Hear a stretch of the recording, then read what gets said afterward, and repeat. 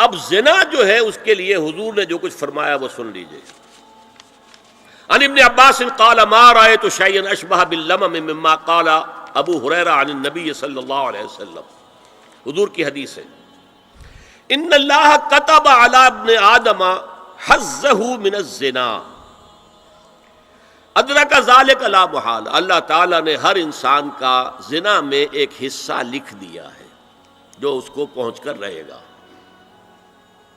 فزنا العین النظر، آنکھوں کا زنا ہے نامحرم عورت کو دیکھنا، یہ بھی زنا ہے.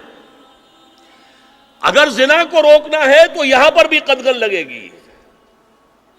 ایک جگہ آیا ہے حدیث میں النظر سہم، یہ تیر ہے. یہ نظر جو ہے نگاہوں کے تیر، یہ تو آپ شاعری کے اندر بھی اور گانوں کے اندر بھی نگاہوں کے تیر سنتے ہیں کہ نہیں سنتے؟ النظر سہم، یہ تیر ہے. وزنا اللسان النطق یا منطق، زبان کا زنا ہے کسی عورت سے گفتگو کر کے چٹخارے لینا. عورت کی آواز میں بھی ایک لوچ ہے، حسن ہے. اللہ تعالیٰ نے اسے سراپا ایسا بنایا ہے کہ مرد کے لیے اس کی ہر شے کے اندر اٹریکشن ہے، اس کی آواز میں اٹریکشن ہے. والنفس تمنا و تشتہی، اور باقی رہ گیا نفس، وہ تمنا کرتا ہے کہ اب میں اس سے آگے بھی بڑھوں اور زنا بھی کر لوں. والفرج یصدق ذلک کلہ او یکذب، لیکن یہ ہو بھی سکتا ہے نہیں بھی ہوتا، لیکن یہ زنا تو کر چکا نا. کان کا زنا اس نے کر لیا، آنکھ کا زنا اس نے کر لیا، زبان کا زنا اس نے کر لیا. اس کو زنا کی تعریف میں لایا.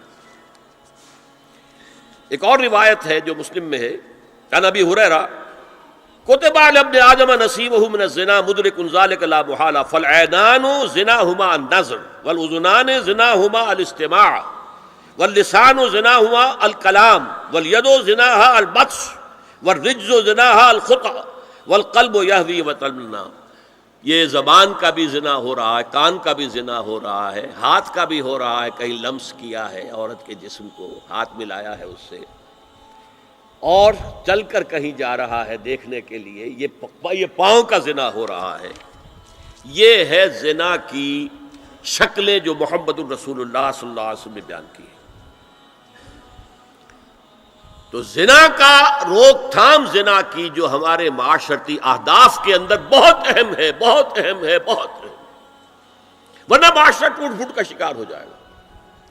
میاں بیوی میں اعتماد نہیں ہے، بے اعتمادی کی فضا میں اولاد جو پلے گی اس کی منفی نفسیات ہوں گی، کبھی مثبت نفسیات نہیں ہو سکتی.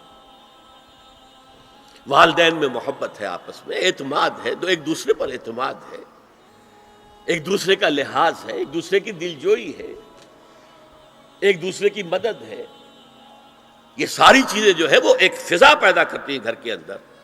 وہ ایک نارمل، ایک صحت مند فضا جس میں کہ نئی نسل پروان چڑھے گی تو وہ ایک پازیٹیو اور مثبت نفسیات لے کر پیدا ہوگی. اچھا، اور دیکھیے اس میں کیا کیا کچھ حضور کی طرف سے آئے ہیں. حضرت جابر ابن عبداللہ فرماتے ہیں من کان یؤمن باللہ والیوم الآخر فلا یخلون بامرأۃ لیس معها ذو محرم